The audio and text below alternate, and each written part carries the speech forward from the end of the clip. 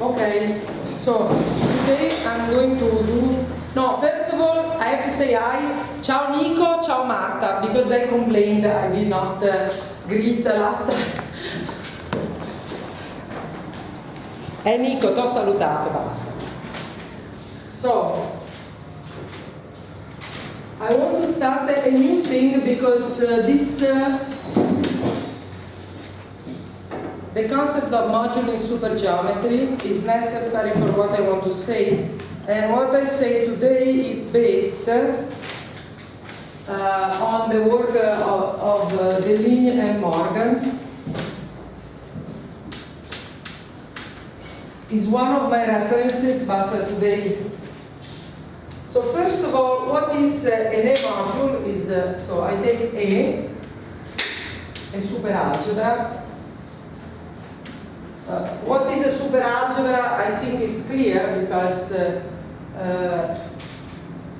an algebra is a vector space with a product. So here we have a super vector space over some field K which is fixed of characteristic different from 2 and 3, we know. And there is a product, and the product is respecting the grading.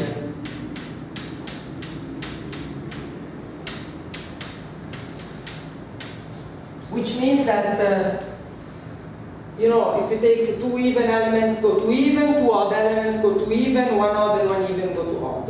It's very clear. We say superalgebra is commutative.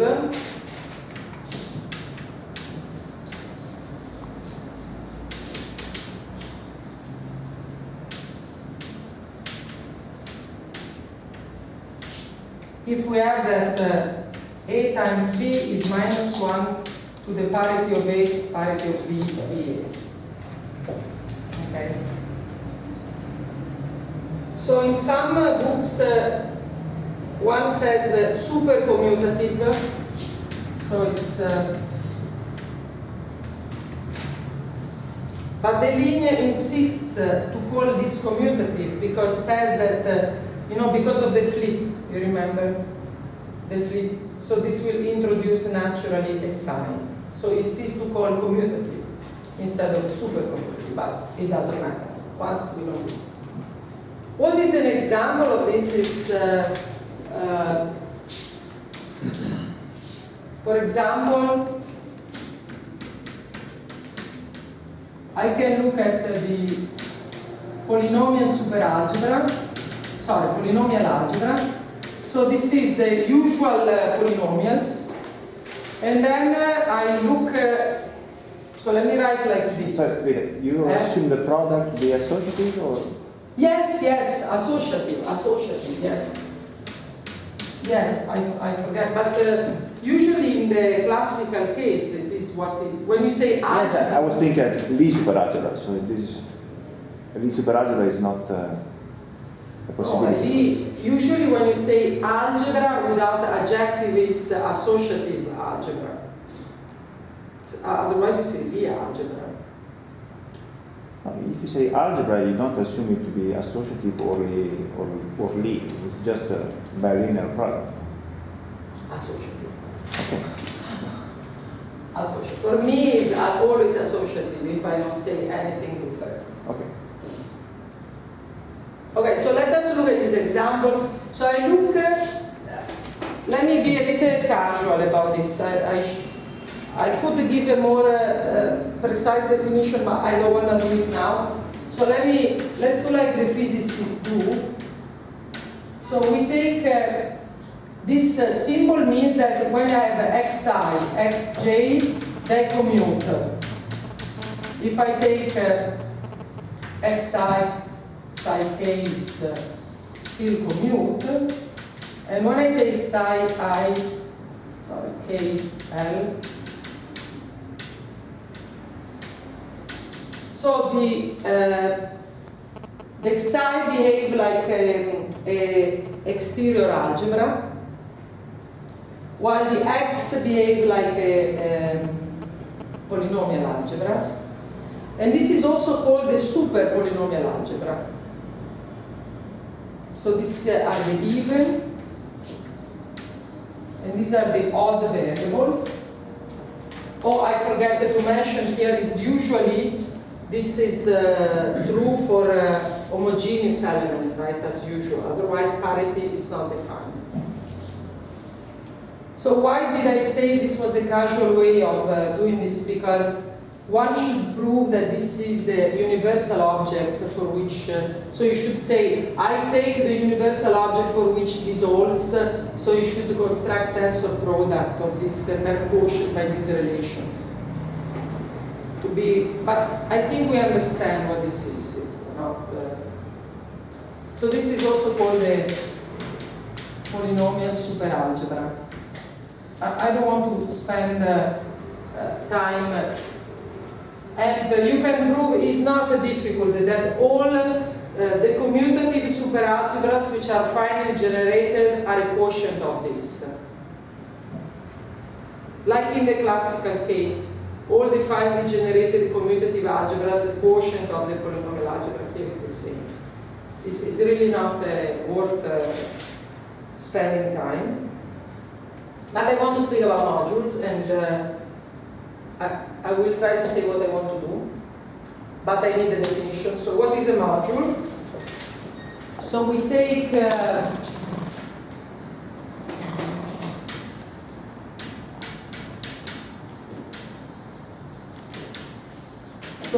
commutative superalgebra. It is not necessary, this hypothesis. We could define modules also for non-commutative superalgebras, but I prefer this more specific setting because that's what I'm interested in. And of course, you don't need the superalgebra, you just need the ring. So we could do for a super ring. So not commutative, not superalgebra, just okay, I can define what is module.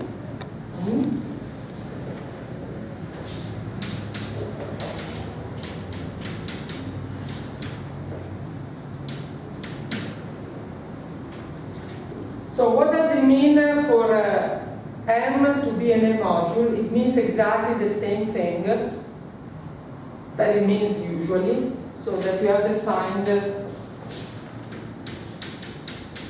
a product by an element of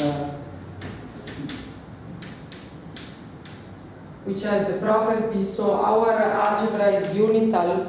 I forgot, all our rings at 1. So you want that A dm is,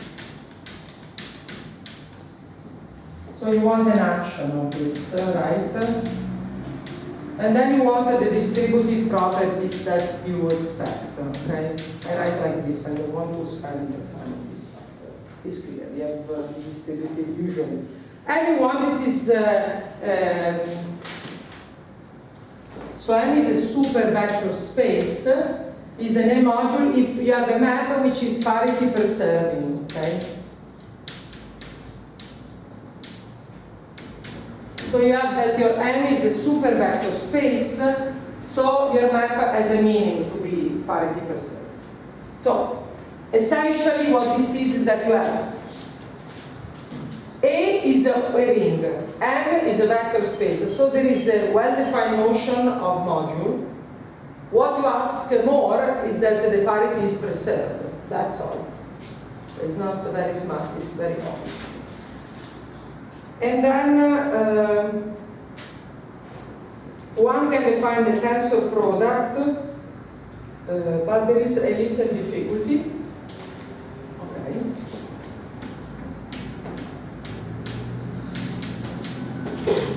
So this is a left module. What do I want to say? I want to say something. If you have a structure of left module, yes, I was going to say, I forgot, because I was going to do tensor product before explaining that there is so this is the left module. So like Franco is correctly saying,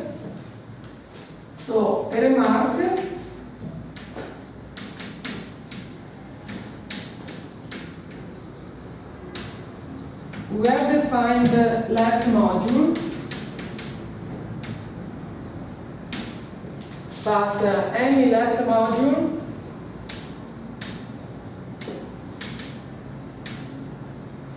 becomes a right module in a canonical way by defining this. So we do M times A is -1 parity of M parity of A.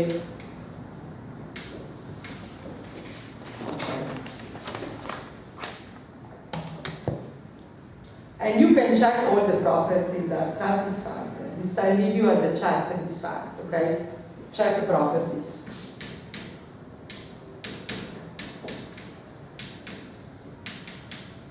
So the parity preserving is obvious because if A times M is parity preserving, also MA is parity preserving, and the properties, I think that you need, right, do you need, I think you need a commutative for this, right?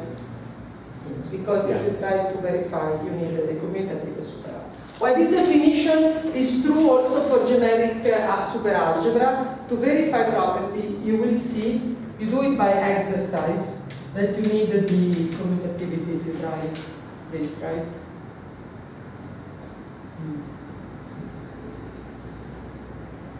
Okay, so this, now the tensor product. I'm sorry I'm spending a little time to this, which is all of these things, but I want to introduce the notation because then I need to say something which is not obvious. You have to do these things. Okay, so what is tensor product of A modules is what you expect. So this is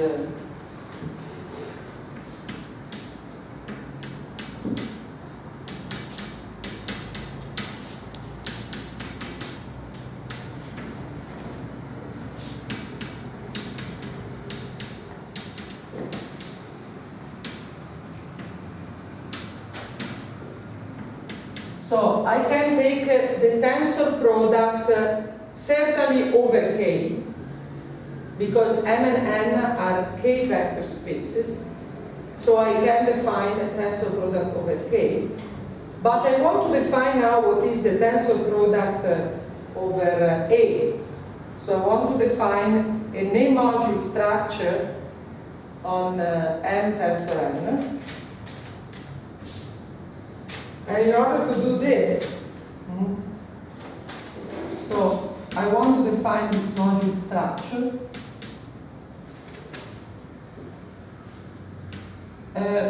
I will do it casually. This is not the way to do this, obviously. We have algebra people sitting there that know very well this is not the way to do this. But I will do it nevertheless. So I define this as AM,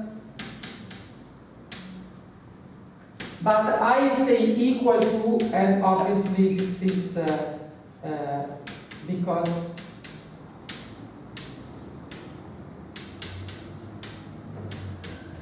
this equal I will explain.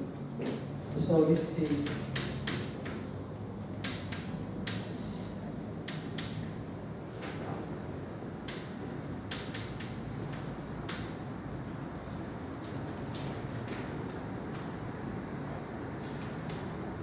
so what I'm trying to say is that I want to take this M tensor N and quotient by the relation that says that A times M, so this relation.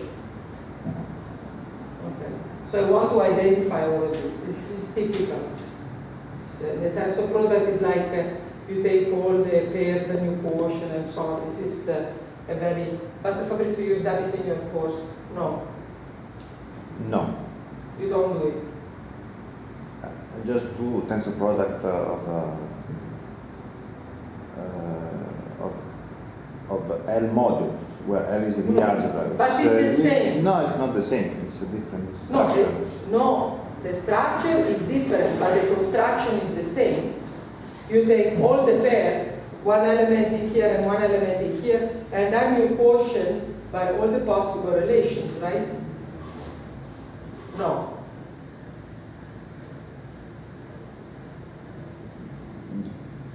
Theoretically, yes, but then in practice, it's not the same. I mean, the definition of tensor product is pretty much different from the algebras. Okay, we can discuss this later, but are you happy with this? In the Lie algebra context, if A times n tensor n becomes am tensor n plus n tensor an. Certainly, because the action is different. Then of course you can do the... Yes, the action is different, but the idea is the same. Yeah. You quotient by that relation. But are we happy with this? I don't want to spend time on the tensor product. This is... Now, what do you, finally, that I established the notation, I can explain what I want to do and then we try to do it. So,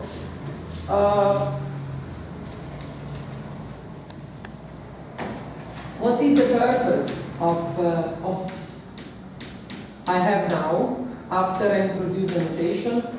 I want to explain, you remember this example. We saw, maybe we didn't see. Did we see the example of the special linear superalgebra? Yes, no, maybe not. Okay.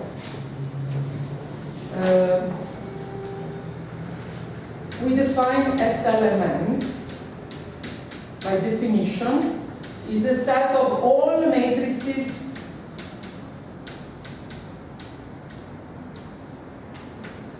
where A, B, C, D have entries in K.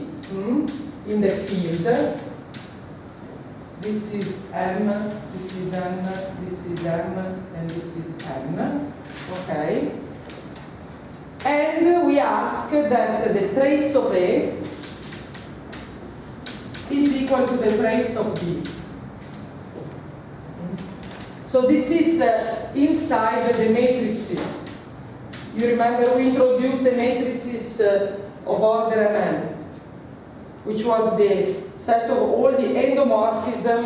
This was the set of endomorphism of Kmn,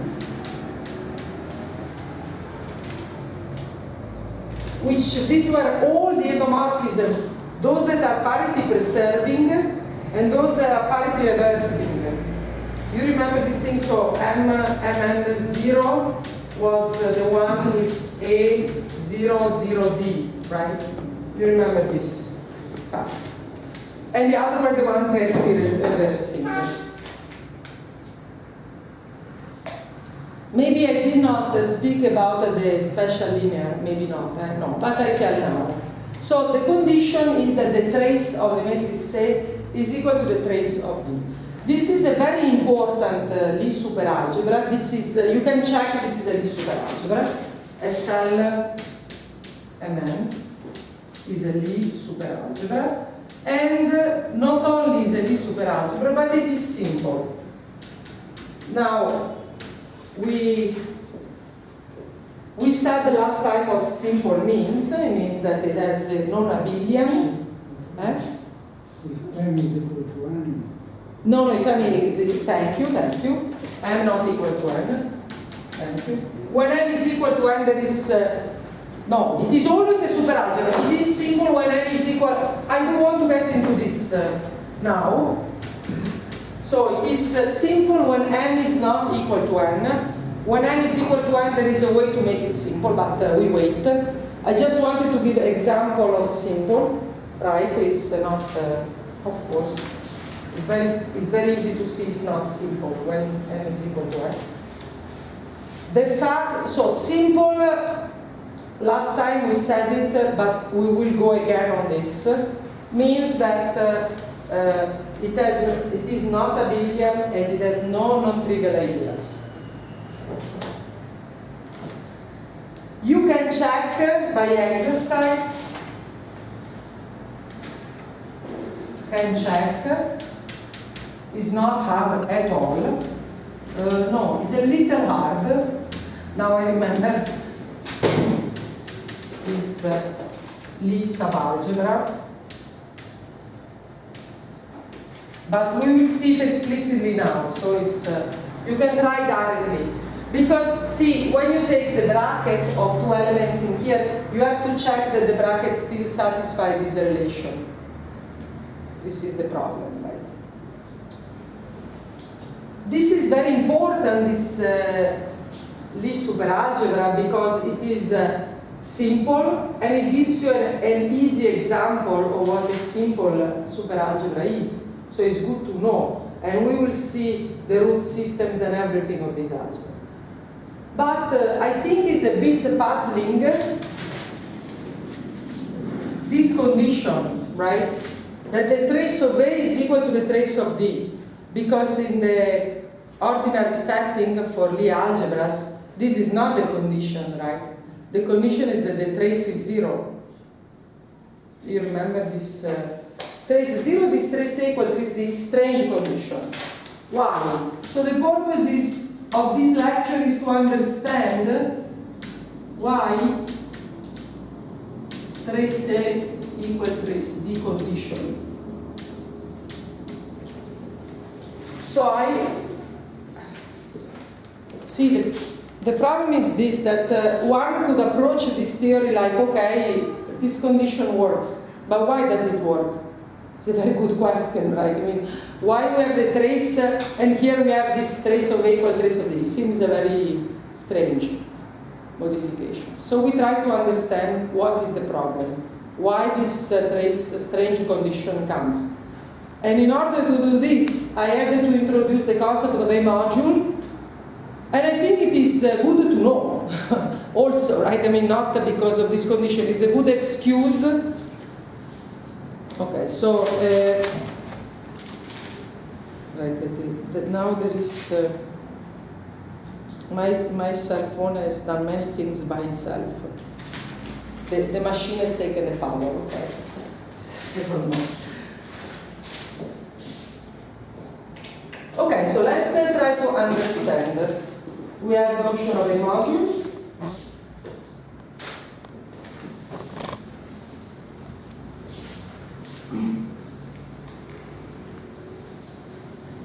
So for me, from now on, any superalgebra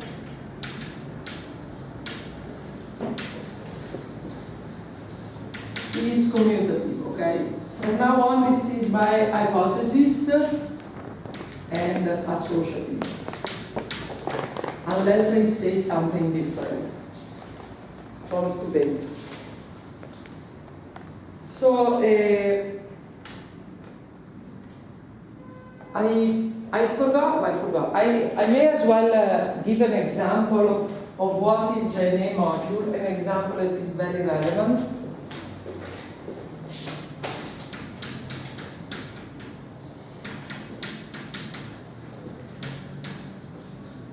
So let me ask to the people in here, when A is a ring or an algebra, if I ask you an example of an A module, what would you say the easiest example?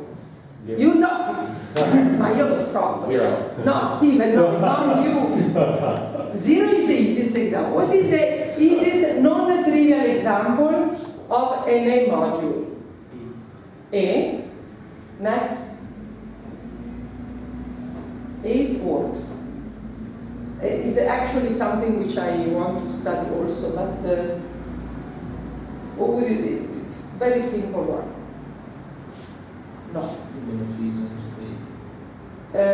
Yes, but see, in the category of A modules, the free modules are especially simple. For example, the vector spaces are K modules. They are very simple case. So, in the super case, the free module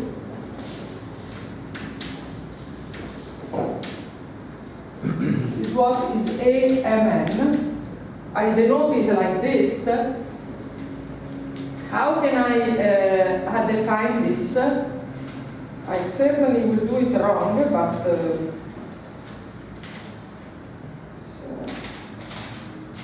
there is a choice I have to make. Stephen will certainly tell me if I do the wrong one. So I define it as A tensor. I define it like this. Are you happy? Maybe not. I have no objections. You have no objection. We will see in a moment because this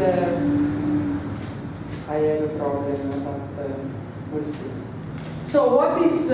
How can I express elements of the free module? You see, in comparison, if I look at the free modules AN, this is A tensor Kn in the classical case, which is identified with A1 An, right? Because I take a basis here and I do A tensor the elements of the basis, right? So I'm choosing coordinates. So here is the same. So AMN is exactly the same thing. I choose coordinates, so I can write A1 AM and then AM plus 1 AM.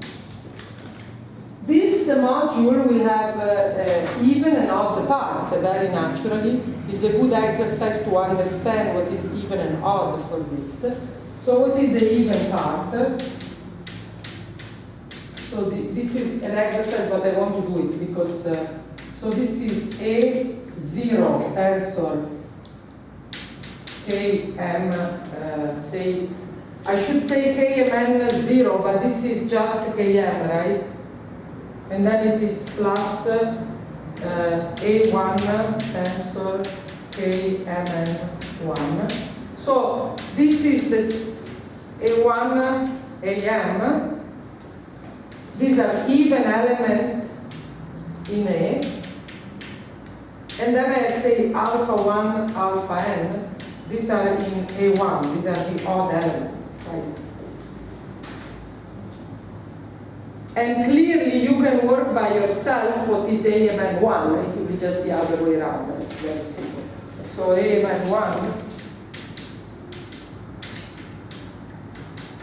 you find it by exercise, but obviously we'll have the alpha here and the A here. And of course, if you can sum all this, you can find it. So here the A, in this case, AI are in A, generic, whatever.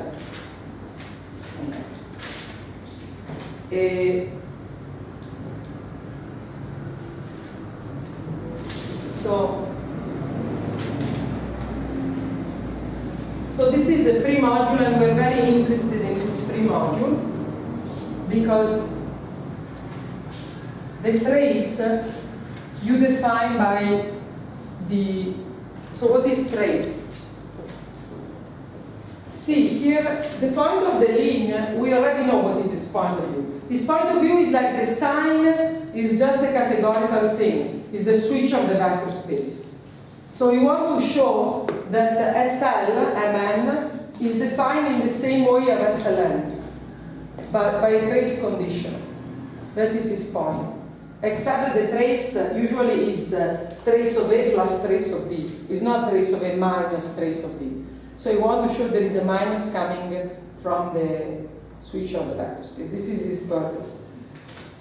In order to do this, he introduces many things which are useful by themselves. And I'm sorry, today is a lecture which seems very strange, but is only today. Next time will be...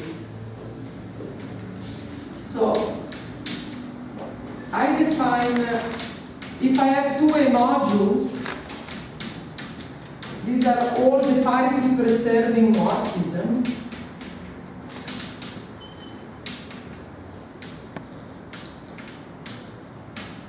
And we define the inner OM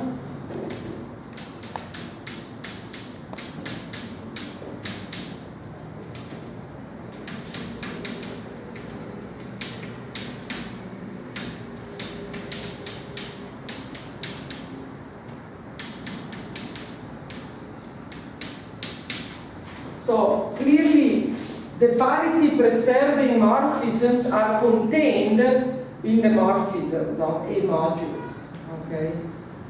Which means, what does it mean, a morphism? It means that you, I will say, so explanation.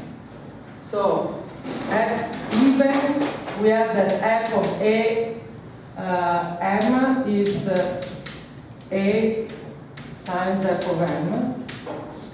For f odd, we have that a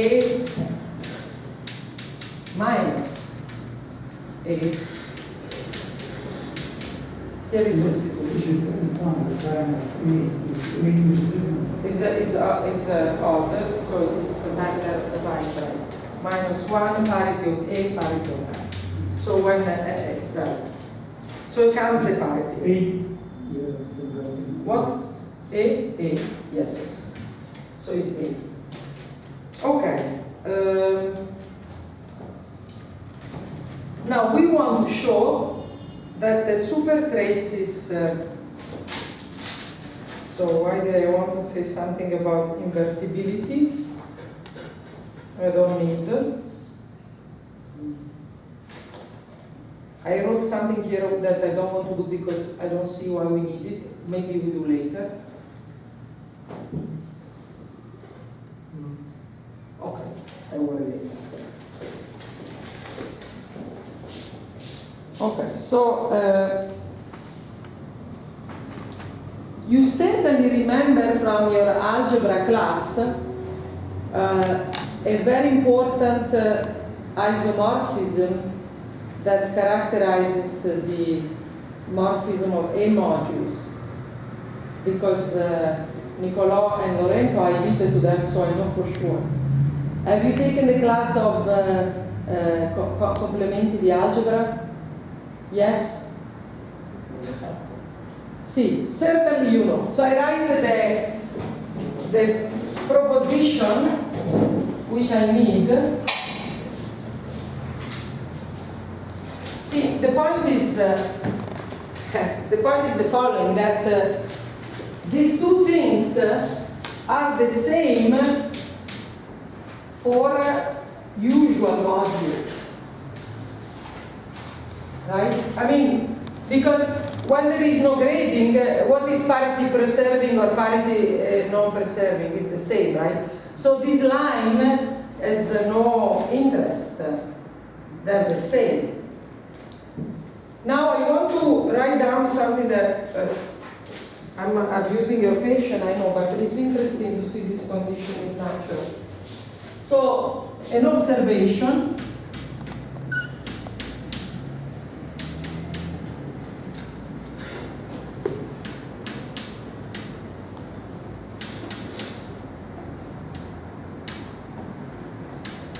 You remember what this was equal? The last, so you remember that if I look the morphism of an A module, so M, N, P are all A modules. For A commutative superalgebra, do you remember what I should put on the other side? What was on the other side? The only one is Miss Federico, is the right name? You have not taken a complementary algebra. You are the only one exempt to answer.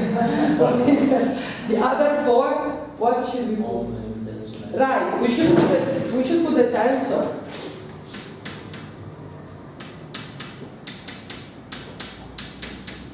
Okay? So there was this identification. This identification is the tensor is over A. Right. This identification is still true, like, what can I say? So the fact that there is an identification is true. The only thing we have to check is the parity, because it's the only problem, right? The fact that there is an identification, if we forget about the parity, we have this identification. We have to check that it behaves nicely with respect to the parity. Obviously, in the regular case, this was missing because there was no difference, right? So that was the thing. But now we need to put, and I think the linear was very proud of writing this because it's, I forget, it's, so I should write, sorry, it's all morphism with respect to what I should write. Okay, so now we check that this behaves nicely. So it's now so let me write So I take an element here, so I should go to all the morphism from N to P.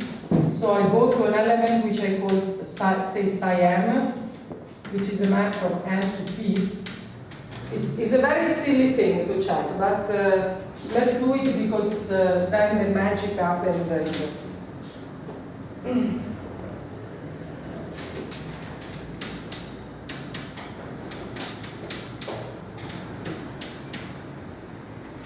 So here so this will be some map, so all the possible maps. I am aware before my colleagues remind me that this is not the most generic element in the tensor, right? But if I define now the generators, it will be defined anyway. But it's right to specify because these are students. They may, you remember the tensor is not just a tensor, it's a summation of and so on. Be aware. Okay, so so this phi is parity preserving. What is taking this n? So this is so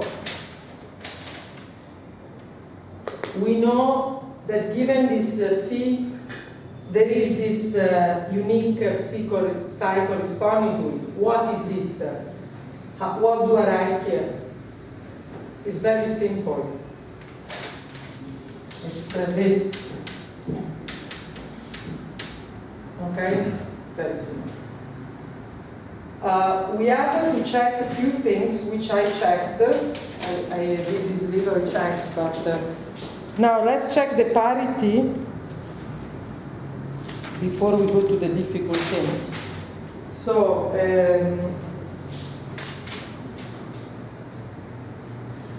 right. So,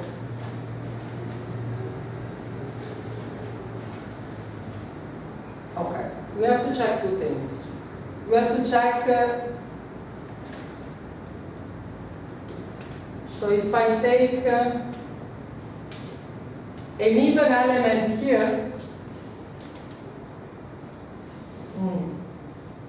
I get an even element here. Right. So check parity.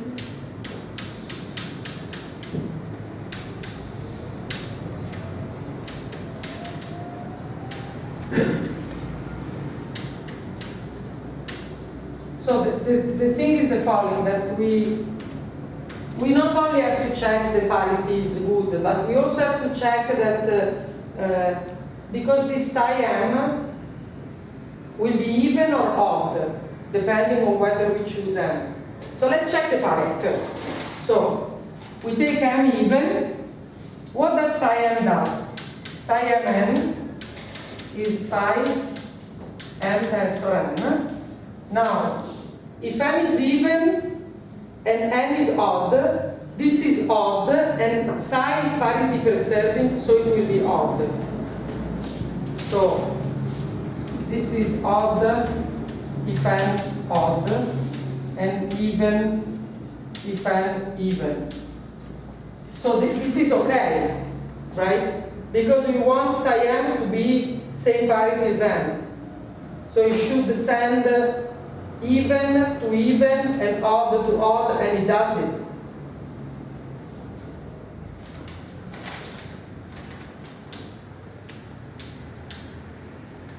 If m is odd, then same thing, you do the same, and it will be obviously, I mean, if m is odd and n is even, this is odd, right? So you do the same. So it does the right thing on the parity.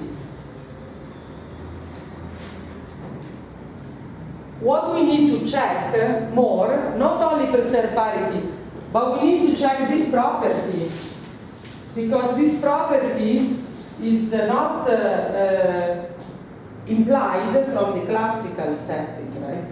So the classical setting will just tell us that there is a correspondence, but it will not tell anything about parity, and it will not tell this property. Fabrizio is a bit worried, no? Bored, maybe. No, bored I'm sure, because this is not smart, these things. But I promise, hopefully smart will arrive.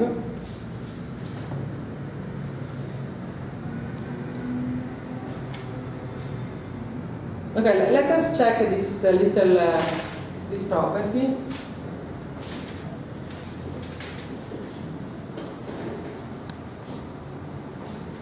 Okay, I'm not sure that you can, maybe, of course you can.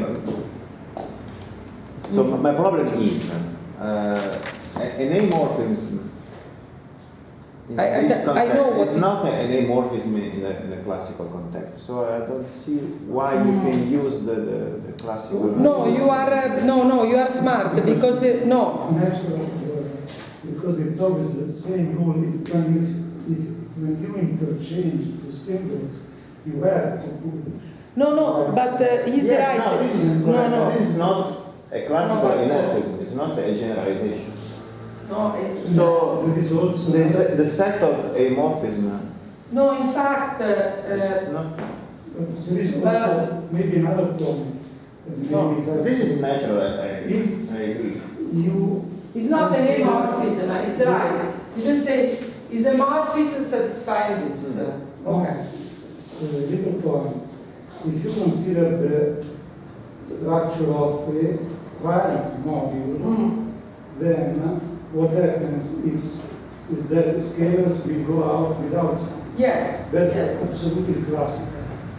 Yes. If you consider function on the left, yes, the same reason. He's saying if you look at the right modules classically, it is no different. Then you can switch. Because right equal left when you're classical. Yes. No, but I think Fabrizio is raising an important point because this is not the definition that Deligne gives. So Fabrizio, the definition that Deligne gives is this. He says, OM is the A module that you put in here to make this work. This is what he says. And then he proves that he satisfies that. No, he doesn't prove. He says it satisfies that. Yes. So this would be more natural, I think. But I mean, Franco is right because No. you can use Yes. the formula for the right modules Yes, for the it's right. elements and the classical formula for left modules for even. Odd and even are the same. yes, no, Franco is right. Yeah, but you consider both of them at the same time. So Yes. you cannot use the classical one for the sets. No, but what Franco says is right, so you can. Yes. No, but what I'm trying to say is that Deligne avoids the problem because it's like, I put in here, I use this equality to define this. And then I prove that it satisfies exactly that. So any morphism is either is the sum of even and odd, and even does that and odd does the other. I figured that it was better to expose it like this, but I realized there was this little question that was confusing. But nevertheless, in any case, you have to check that when it is the element m is odd, psi m has to satisfy that relation, no matter how you approach this.